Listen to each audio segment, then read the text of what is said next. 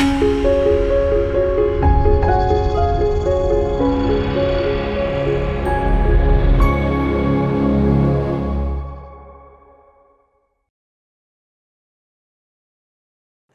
మాత్రం. నేను విజయాన్లిస్ నవత. Welcome to our voice.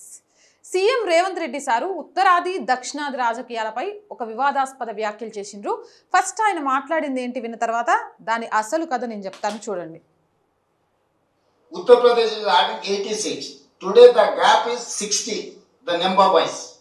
Tomorrow if they wanted to increase 50%, Kerala will reach 30.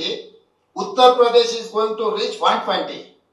If Kerala is 30, Uttar Pradesh is 120. The gap between Kerala and Uttar Pradesh is 90. Don't punish performing states. We are performing states, South particular. If we are paying 1 rupee tax to government of India, we are getting 40 to 45 paisa. Whereas Bihar is paying 1 rupee, they are getting 6.5 rupees. Uttar Pradesh is 3.5 rupees. Madhya Pradesh is getting 2.5 rupees. So this financial discrimination is there. And today they wanted to discriminate in politically. Prime Minister, Home Minister, Defense Minister, everything North India has taken. Minister, Home Minister, Defense Minister, everything North India has.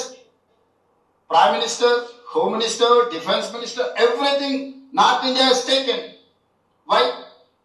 President of India from North India, Prime Minister of India, North India. Because of we don't have strength to show our political strength. So we don't want to live like second grade citizens in Delhi, paying taxes and saluting Delhi.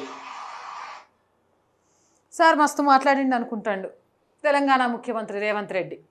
ఇప్పుడు ఈ వ్యాఖ్యల గురించి దేశవ్యాప్తంగా చర్చలు జరుగుతున్నాయి. ఆయన కట్టింది విన్నారు కదా, మేం పన్నులు కట్టి ఢిల్లీకి సలాం కొట్టాలా, రాష్ట్రపతి ఉత్తర భారతీయురాలు, ప్రధానమంత్రి ఉత్తర భారతీయురాలు, అలాగే డిఫెన్స్ మినిస్టర్ ఉత్తర భారతీయుడు.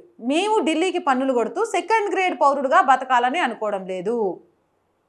బహుశా భారతదేశాన్ని విభజించాలి అనుకునే కుట్రలో ఈయన కూడా భాగస్వామ్యుడయ్యాడా అనే అనుమానం రాకమానదు.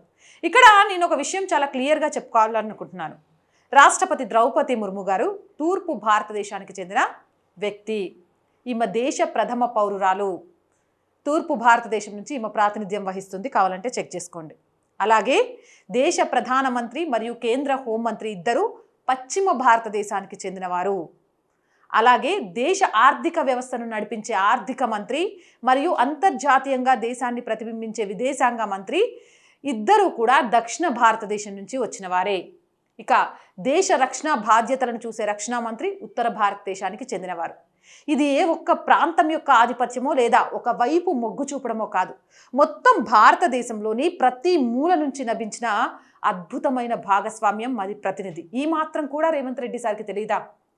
జాతీయ నాయకత్వాన్ని ఎప్పుడూ వారి ప్రతిభ, సమర్థత మరియు దేశానికి వారు చేస్తున్న సేవ ఆధారంగానే చూడాలి. అంతేకాని వారు పుట్టిన భౌగోళిక ప్రాంతాన్ని బట్టి కాదు. దేశ ప్రయోజనాలే ఎప్పుడూ సర్వోపరి. పన్నులనేవి యావత్ భారతదేశ ప్రజలంతా కడతారు. అభివృద్ధి కూడా అందరిది. ఐక్యతలోనే బలం ఉంది, విభజనలో బలహీనత ఉంటుంది. ఆ మాత్రం సీఎం సార్కి తెలియట్లేదా? సీఎం సార్, మీ ఇంట్లో మీ పెద్ద కొడుకు బాగా సంపాదిస్తాడు, చిన్న కొడుకు సంపాదించట్లేదని చిన్న కొడుకును పక్కన పడేసి పెద్ద కొడుకునే బాగా చూసుకొని పెద్ద కొడుకునే 10 మందికి పరిచయం చేస్తారా?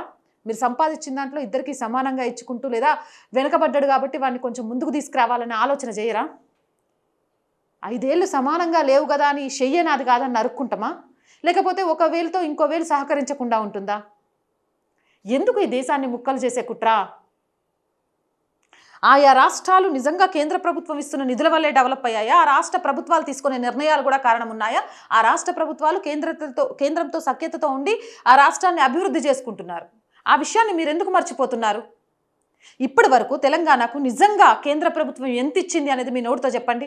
అలాగే రాష్ట్ర ప్రభుత్వంలో మీరు అధికారంలోకి వచ్చిన ఈ 2.5 సంవత్సరాలు, దరిదాపు 2.5 సంవత్సరాలు కావాల్సి వస్తుంది, మీరు ఎంత ఇక్కడ ప్రజల కోసం కేటాయించారు అనే లెక్కల్ని బయటకు చెప్పండి. చాలు ఇంకా ఈ దేశాన్ని ముక్కలు చేసే కుట్రలకు చెక్ పెట్టండి. నేను చెప్పింది నిజమా కాదా? మీ అభిప్రాయం ఏంటి? కామెంట్ చేయండి. జై హింద్, జై భారత్. అండ్ మోర్ వీడియోస్ కోసం our group of channels, our voice, our political, our Sanskriti 3 ఛానల్స్ని వెంటనే సబ్స్క్రైబ్ చేయండి.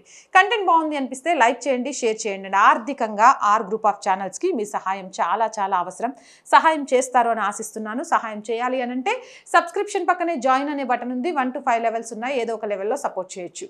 లేదా స్క్రీన్ మీద గూగుల్ పే, ఫోన్పేతో పాటు అకౌంట్ డీటెయిల్స్ ఉన్నాయి. మీకు తోచిన సహాయాన్ని అందించండి. వ్యాపార ప్రకటనల కోసం 8328 500 576 నెంబర్ని సంప్రదించండి. జై హింద్, జై భారత్.